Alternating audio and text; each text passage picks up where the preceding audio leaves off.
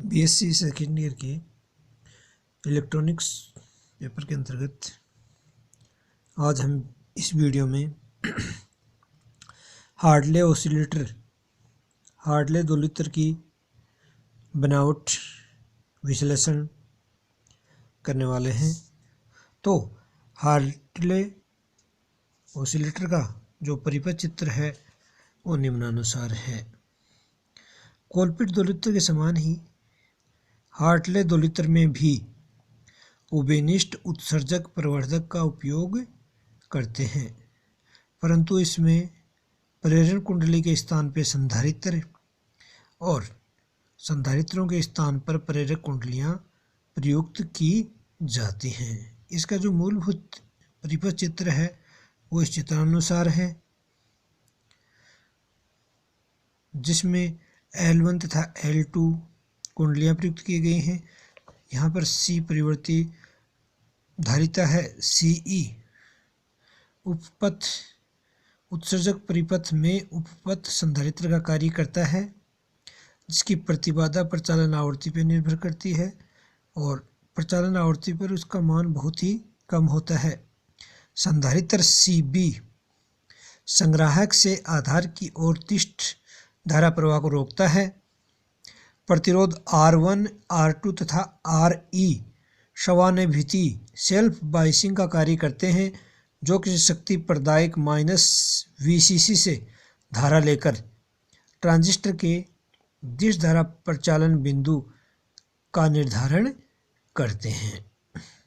संधारित्र C तथा प्रेरकत्व L, यहाँ पर जो प्रेरकत्व L की बात कर रहे हैं उसका मान होगा L बराबर L1 plus L2 plus twice M। L1 प्रथम प्रेरकत्व का प्रेरण गुणांक है, L2 द्वितीय के लिए है तथा M है वो अन्योन्य प्रेरण गुणांक है। तो जो परिणामी प्रेरकत्व L है वो L1 plus L2 plus twice M होगा तथा इस कॉम्बिनेशन से C तथा इस प्रेरकत्व के कॉम्बिनेशन से जो परिणामी प्रेरकत्व है दोनों समांतर क्रम में हैं, जिससे दोलनीय परिपथ का निर्माण करते हैं, जिसके द्वारा उत्पन्न दोलनों को प्रवर्धक नियत आयाम के विद्युत दोलनों में परिवर्तित कर देता है। ये जो दोलित्र है उभयनिष्ठ उत्सर्जक विधा में कार्य करने के कारण निवेशी वोल्टता के सापेक्ष यानी इनपुट वोल्टेज के रिस्पेक्ट में निर्गत वोल्टता आउटपुट वोल्टेज की जो कला है, फेस है, वो 180 डिग्री या पाई डिग्री 180 डिग्री या पाई के कलांतर से परिवर्तित हो जाती है। इस निर्गत वोल्टता के कुछ अंश का प्रेरक कुंडली L1 के द्वारा पुनर्निवेश कर दिया जाता है। यहाँ पर जो चित्र अनुसार प्रेरक कुंडली L1 दर्शाई गई है, तो जो निर्गत वोल्टता का जो कुछ पार्ट है वो L1 के द्वारा इसका फीडबैक दिया जाता है। आधार पर निवेशी वोल्टता एवं पुनर्निवेशी वोल्टताओं की कला समान होने के कारण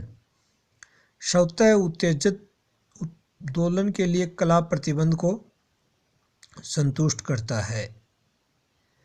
अतः दोलित्र की आवर्ती धारिता C तथा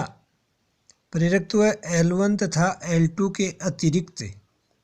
इनके मध्य अन्योन्य प्रेरकत्व M पर भी निर्भर करती है। अब यदि इस परिपथ चित्र के विश्लेषण की बात करें तो अभिनीत प्रतिरोध R1, R2 तथा RE का मान अधिक तथा धारिता CE की प्रतिबाधा कम होने के कारण परिपथ के प्रत्यावर्ती धारा प्रचालन के लिए दोलित्र का जो तुल्य परिपथ है वो निम्नानुसार इस चित्र के अनुसार माना जा सकता है। HIE HRE VCE वोल्टा स्रोत है, GM VBE धारा स्रोत है, HOE निर्गम प्रवेशिता है, ये L1 L2 हैं, इनके बीच का अन्योन्य प्रेरण गुणांक m है तथा c है वो परिवर्ती धारिता है। तो ट्रांजिस्टर के लिए HRE तथा HOE का मान नगण्य होने के कारण इनको परिपथ के विश्लेषण के लिए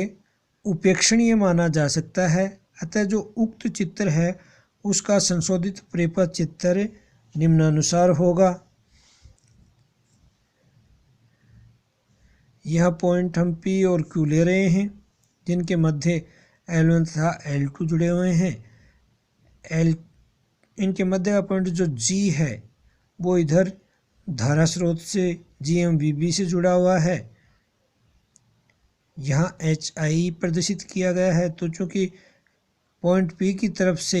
यदि I1 धारा प्रवाहित हो रही है, बाहर I2 निकल रही है, I1 माइनस I2 L2 से प्रवाहित हो रही है तथा I2 माइनस I3 यदि L1 से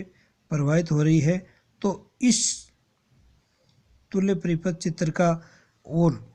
सरल जो तुल्य परिपथ चित्र होगा वो इस प्रकार ले सकते हैं। इसमें बिंदु P और G के मध्य L2 जुड़ा हुआ है। यहाँ P और Q के मध्य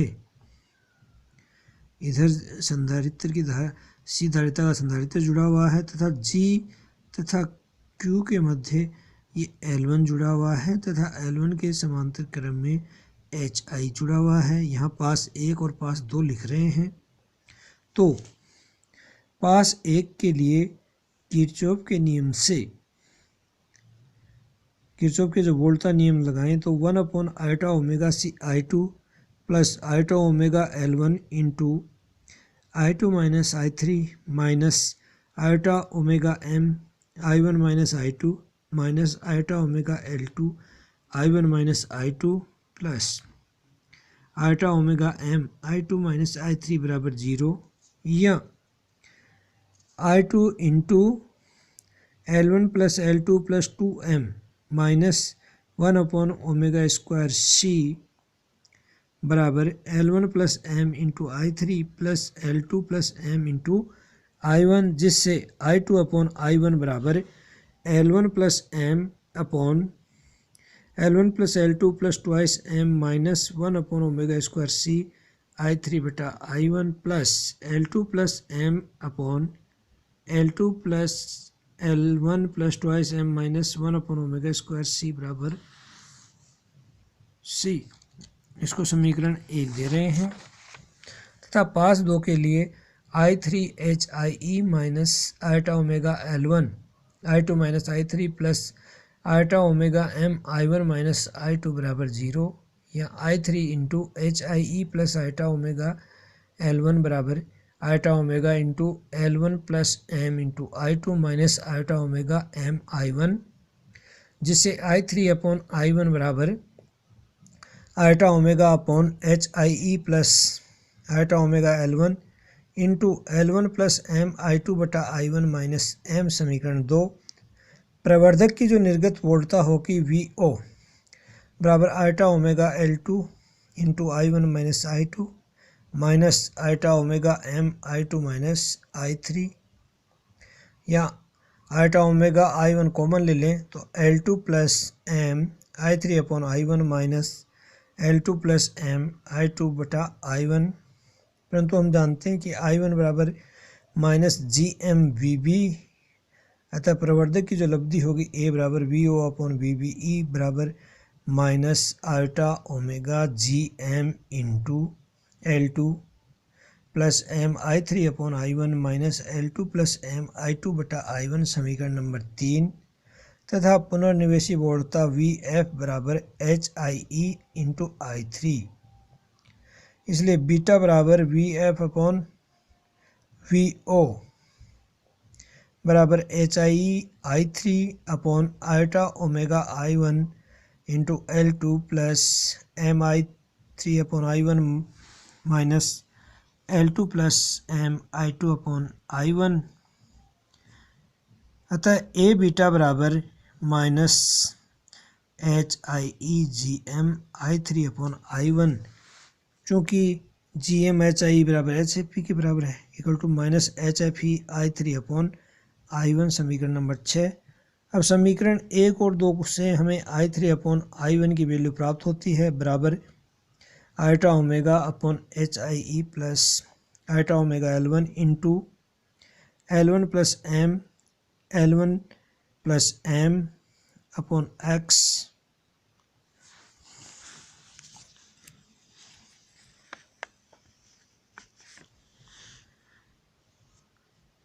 plus L1 plus M L2 plus M upon X minus M। यहाँ पर जो X है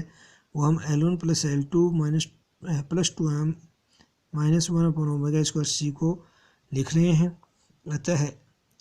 HIE plus iota omega L1 upon eta omega minus L1 plus M का whole square upon X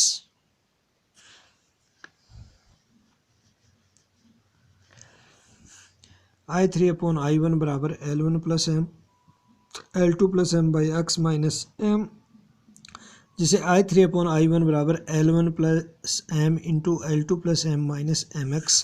upon कोष्टक L1 minus eta HIE upon omega into X minus LI plus M का whole square, इसे समीकरण number 7 दे रहे हैं। अतः ए beta बराबर minus HFE L1 plus M L2 plus M minus MX upon L1X minus L1 plus M का whole square minus eta HIE upon omega into X, समीकरण 8। तो बार्कहाउज़न कसौटी के अनुसार ए बीटा वास्तविक होना चाहिए जिससे पूर्ण प्रवर्धक पुनर्निवेशी पास में कला विस्थापन शून्य हो। अतः समीकरण 8 में आयोटा युक्त पद यानी काल्पनिक पद है वो शून्य होना चाहिए, अर्थात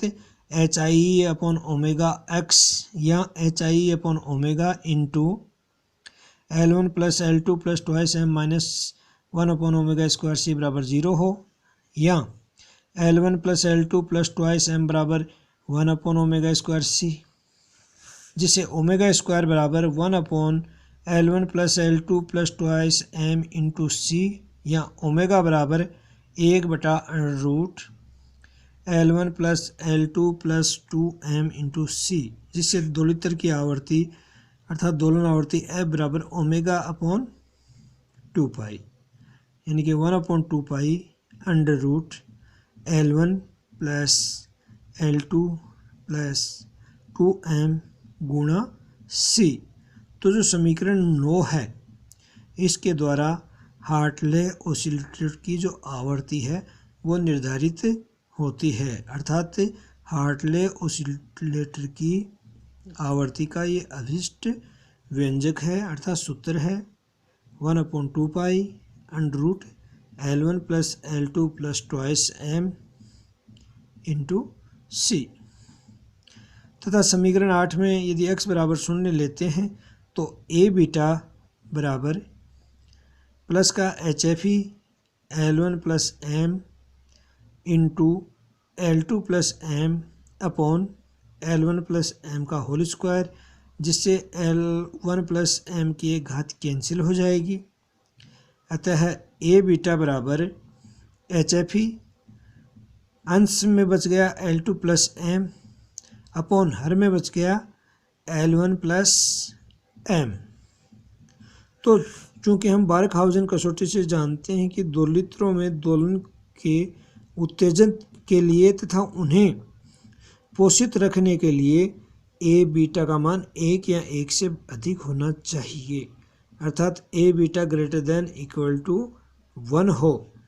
तो यहाँ पर ए बीटा की वैल्यू रखें, अर्थात HFE L2 plus M upon L1 plus M greater than equal to 1 होना चाहिए, जिससे HFE बराबर यानी अर्थात HFE का मान ग्रेटर देन और इक्वल टू होना चाहिए। यहाँ जो LHS में था ये RHS में भाग लगेगा तो L1 प्लस M ऊपर आ जाएगा, L2 प्लस M नीचे रहेगा, अर्थात HFE greater than equal to L1 plus M upon L2 plus M। तो ये जो समीकरण नंबर 10 है ये स्वतः उत्तेजन में दोलित्र के दोलन को पोषित रखने के लिए ट्रांजिस्टर के लिए HFE की वैल्यू का मान निर्धारित करता है,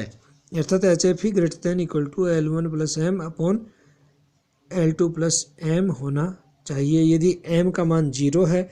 उस स्थिति में HFE greater than equal to L1 upon L2 होगा।